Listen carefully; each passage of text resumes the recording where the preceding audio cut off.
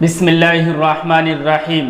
India کی تاریخ میں ایک بادشاہ ایسا بھی گزرا ہے کہ جو ہر ایک کے ساتھ انصاف کرنے والا، الگ الگ مذہب کے لوگوں، اداروں، مسجدوں، مندروں اور زیارت کرنے کی جگہوں کی حفاظت کرنے والا، انگریزوں کے لیے ان کی گلے کی ہڈی بننے والا بہادر اور نڈر بادشاہ، جس کو آپ اور ہم فتح علی خان ٹیپو سلطان شہید رحمۃ اللہ علیہ کے نام سے یاد کرتے ہیں۔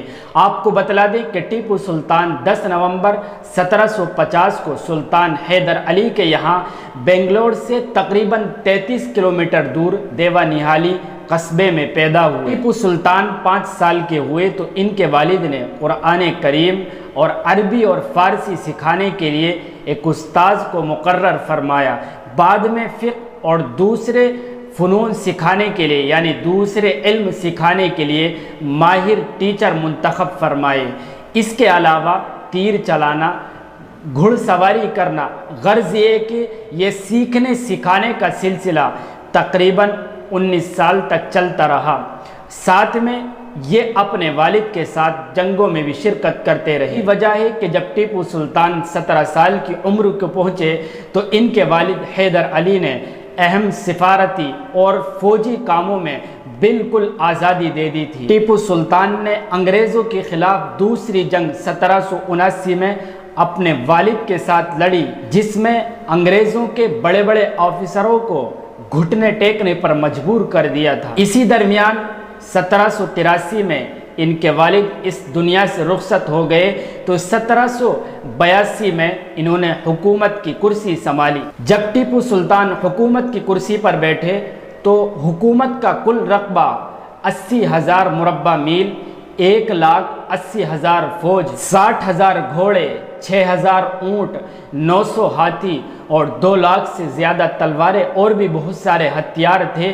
اس وقت حکومت کی سالانہ آمدنی تقریباً 7.5 کروڑ روپے سے زیادہ تھی۔ ٹیپو سلطان ایک عظیم اور بہادر نڈر بادشاہ ہونے کے ساتھ ساتھ سیدھے سادہ زندگی گزارنے والے، شرعی لباس پہننے والے، سر پر پگڑی رکھنے والے، فجر کی نماز کے بعد تلاوت کیا کرتے اور پورے دن باوضو رہا کرتے تھے۔ نماز کے تو اتنے پابند تھے کہ جب سری رنگا پٹنم میں ایک شاندار اور عالی شان مسجد کی اوپننگ کا موقع آیا تو اس وقت کے بزرگ اور علماء کرام اور بہت بڑا مجمع وہاں موجود تھا، تو سوال یہ پیدا ہوا کہ اس مسجد کے اندر سب سے پہلی نماز کون پڑھائے۔ لہذا اعلان یہ کیا گیا کہ وہ شخص پڑھائے جس کی کوئی نماز قضا نہ ہوئی ہو، یعنی صاحب ترتیب ہو۔ جب یہ اعلان کیا گیا تو پورے مجمع پر خاموشی سی چھا گئی۔ اس کے کچھ دیر کے بعد میں حضرت ٹیپو سلطان مجمع کے درمیان سے نکلتے ہیں اور یہ فرماتے ہوئے کہتے ہیں کہ میں صاحب ترتیب ہوں، یعنی میری کوئی نماز قضا نہیں ہوئی ہے۔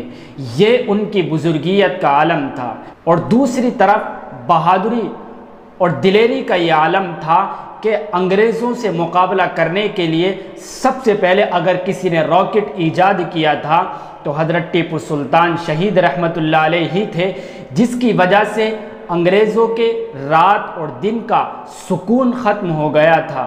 حضرت ٹیپو سلطان شہید رحمۃ اللہ علیہ نے انڈیا کو ایسٹ انڈیا کمپنی سے پاک صاف رکھنے اور غلامی سے بچانے کی بے انتہا محنتیں کی اور کوششیں کی، لیکن اپنوں کی بے وفائی اور غداری اور ساتھ نہ دینے کی وجہ سے وہ اپنی تمام کوششوں میں ناکام رہے۔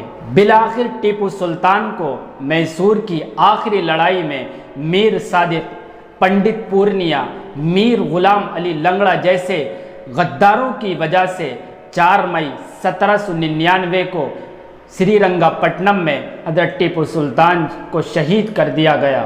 آخر میں آپ کو بتلا دیں کہ حضرت ٹیپو سلطان شہید رحمۃ اللہ علیہ ہی کا وہ مشہور ڈائلاگ ہے کہ شیر کی 1 دن کی زندگی گیدڑ کی 100 سال کی زندگی سے بہتر ہے۔